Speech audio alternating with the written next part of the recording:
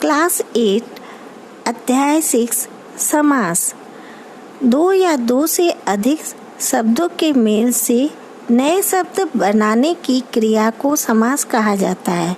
अर्थात दो अथवा दो से अधिक पदों से इस प्रकार बने शब्द समस्त पद अथवा सामासिक पद कहलाते हैं। समस्त पदों के पहले पद को पूर्व पद और बाद के पद या पदों को उत्तर पद कहते हैं। सामासिक पदों को अलग अलग करना और उनके आपसी संबंध को स्पष्ट करना समास विग्रह कहलाता है। समास के दोनों अथवा अन्य अधिक पद मिलकर संक्षिप्त रूप धारण कर लेते हैं। समास प्रक्रिया में बीच की विभक्तियों का लोप हो जाता है। समास होने पर जहाँ संधि संभव होती है वहाँ नियमों के अनुसार संधि भी होती है। समास के भेद। समस्त पद जिन पदों के मेल से बनते हैं वे समस्त शब्द के खंड कहलाते हैं। इन खंडों की प्रधानता के आधार पर समासों के प्रमुख 6 भेद हैं। पहला, अव्ययी भाव समास। अव्ययी भाव शब्द का अर्थ है अव्यय बन जाना। शब्द के अव्यय बनने का अर्थ है कि उसमें लिंग, वचन तथा कारक के अनुसार कोई विकार उत्पन्न नहीं होता।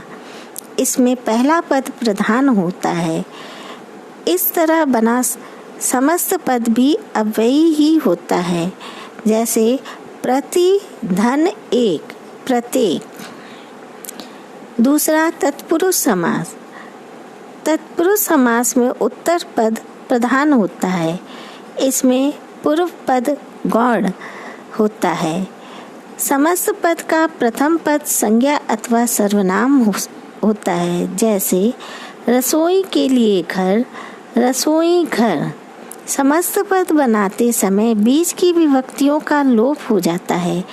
कभी कभी बीच में आने वाले प्रत्येक पद का भी लोप हो जाता है। जैसे दही बाड़ा, दही में डूबा हुआ बाड़ा। तत्पुरुष समास के भेद। तत्पुरुष समास के भी भेद होते हैं। जैसे कर्म तत्पुरुष, जहाँ पूर्व पद में कर्म कारक की विभक्ति का लोप हो वहाँ कर्म तत्पुरुष होता है। जैसे मरणासन, मरण को पहुँचा हुआ। यश प्राप्त, यश को प्राप्त हुआ। दूसरा, करण तत्पुरुष, जहाँ पूर्व पद के कारण भी विभक्ति का लोप होता है वहाँ करण तत्पुरुष होता है। जैसे गुण युक्त, गुण से युक्त। रेखांकित, रेखा से अंकित। तीसरा, संप्रदान तत्पुरुष, जहाँ समास के पूर्व पद में संप्रदान कारक को विभक्ति अर्थात के लिए का लोप हो जाता है वहाँ तत्पुरुष संप्रदान तत्पुरुष होता है। जैसे देशभक्ति, देश के लिए भक्ति। यज्ञशाला, यज्ञ के लिए शाला।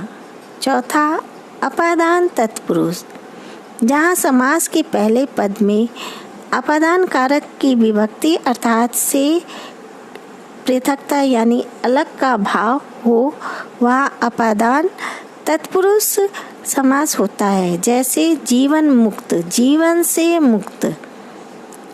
धनहीन, धन से हीन।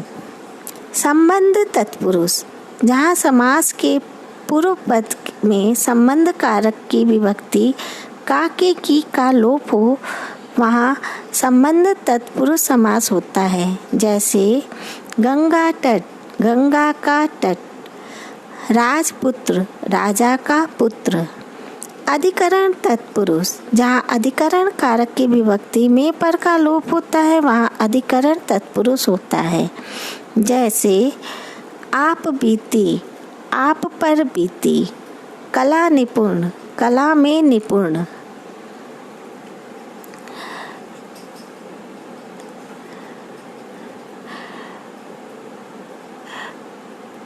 सातवां, नज तत्पुरुष, जिस समस्त पद में पहला नकारात्मक अर्थात अभावात्मक हो उसे नज तत्पुरुष कहा जाता है। जैसे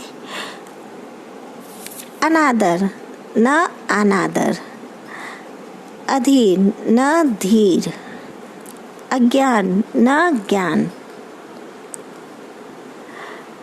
तीसरा कर्मधारय समास।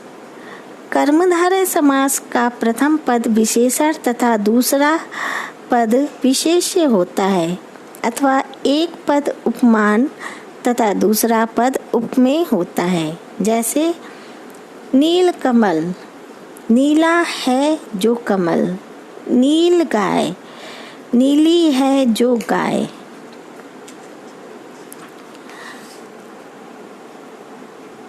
द्विगु समास। जिस समास का प्रथम पद संख्यावाचक हो उसे द्विगु समास कहा जाता है। इससे समूह तथा अथवा समाहार का बोध होता है। जैसे चतुर्भुज, चार भुजाओं का समूह, पंचतंत्र, पांचों तंत्रों का समूह, नवरत्न, नौ रत्नों का समूह। द्वंद्व समास। जिस समासिक शब्द के दोनों खंड प्रधान हो और विग्रह यानी अलग करने पर जिनके मध्य और अथवा या एवं लगता हो वे द्वंद्व समास कहलाते हैं। जैसे आशा निराशा, आशा और निराशा, काम क्रोध, काम और क्रोध। बहुव्रीहि समास। जिस समास में कोई खंड प्रधान ना हो और समस्त शब्द किसी अन्य की विशेषता बताए अथवा विशेषण की भांति प्रयुक्त हो उसे बहुव्रीहि समास कहा जाता है।